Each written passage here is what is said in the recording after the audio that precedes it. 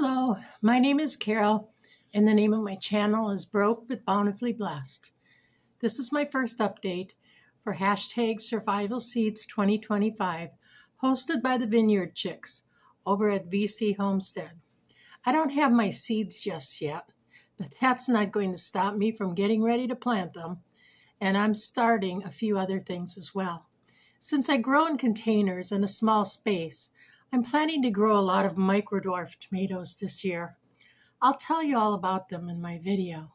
I used to grow African violets from seed, and I used the same method that I learned way back then to start my tomatoes, peppers, and herbs. Microdwarf tomatoes can be rather expensive.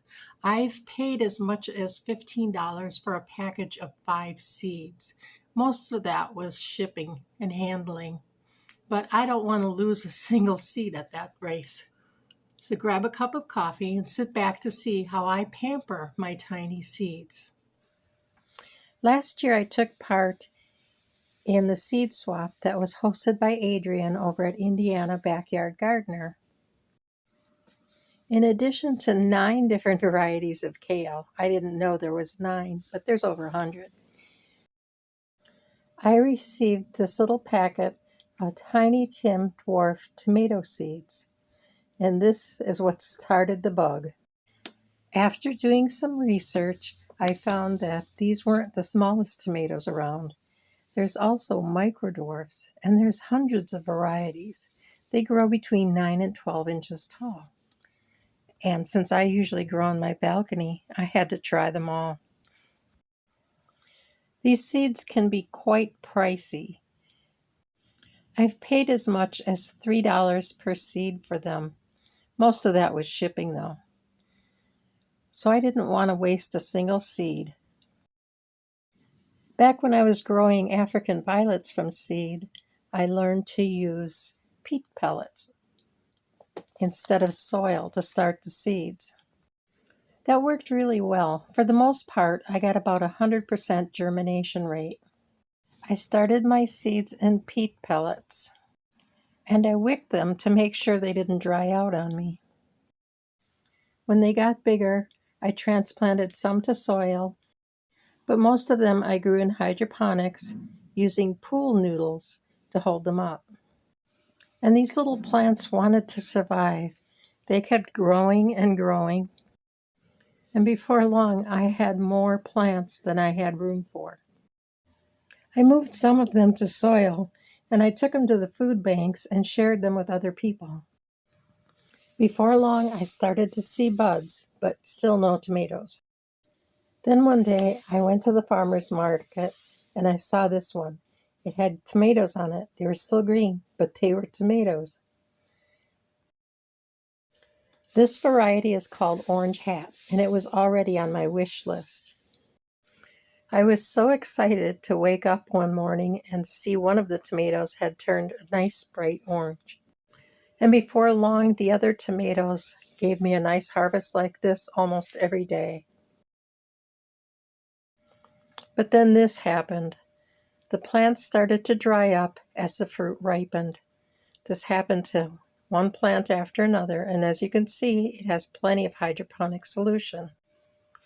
But luckily, I saved and fermented seeds from each plant. Next, I'm going to show how I wick my peat pellets. This helps to keep them from drying out, and that's how I start my seeds. First, I'm going to use my soldering pin to make a hole in the bottom of this cup. Then I put the cup into a jar that will hold the water. Then I like to have my labels printed out and ready to use. I cut this bit of plastic from a plastic half-gallon milk jug. That seems to work just fine. For indoors, that is. Once it gets out in the sun, the writing tends to fade. I find it's much easier to write down what I need first, and then cut between the writing. Then I add water to the cups. First put my peat pellet in the water, I want it to be above the bottom. But once it's planted, the water level needs to be below the cup. Then I'll add the peat pellets to the water and let them soak some of the water up.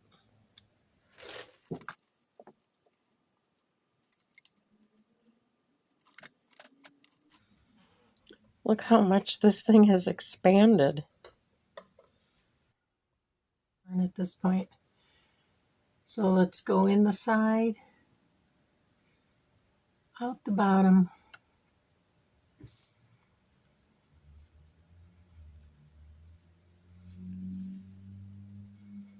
Just leave a little bit, go back on the bottom, through the bottom, and out the side.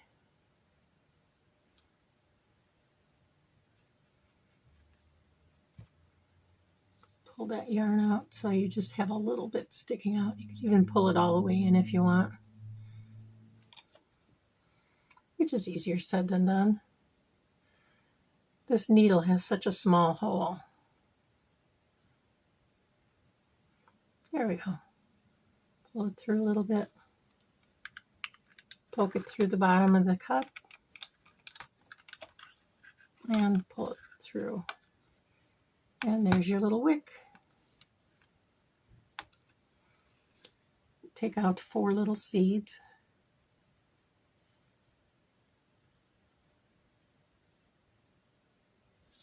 And just put them in there. I'll have to compare these. See how long these take when I take them directly out of the... Here's my Roma tomato. Okay, I have all 5 of them planted now. We have a jalapeno. We've got our Roma tomato from a tomato. We have our spoon tomato, an orange bell pepper, and an Anaheim pepper. And that's how I start my seeds. I seem to have better luck this way at first. I thought that I was going to get fresh tomatoes all winter long, but as you can see, that didn't happen. I think their demise had something to do with the soil that I used for the plants that I gave away. I used soil that I had grown in over the summer, and I poured boiling water over it first. And I let it cool, but then I left it sitting out for a few days before moving the tomatoes into the soil. I didn't keep them very long, but I did have them sitting in my house for a few days before I gave them away.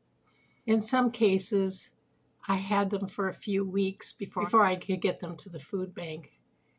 And before long, the soil was covered with white powdery mildew. This also spread to my African violets. I cut them off and put them in hydroponic solution, and they're growing roots right now. I didn't see any powdery mildew on the plants that were growing in hydroponics, but they were drying up just as the tomatoes ripened. And I heard of other people in the tiny tomato tribe that were having the same issue. I did manage to save a few. I cut off all the roots, washed the plant, washed the container, put new solution in it, and they grew new roots and they're starting to bloom. So I might have some more tomatoes before my garden starts outside. Okay, well, thank you for watching. Please like, share, subscribe, and be sure to leave a comment so you can be entered in the contest. Have a great day.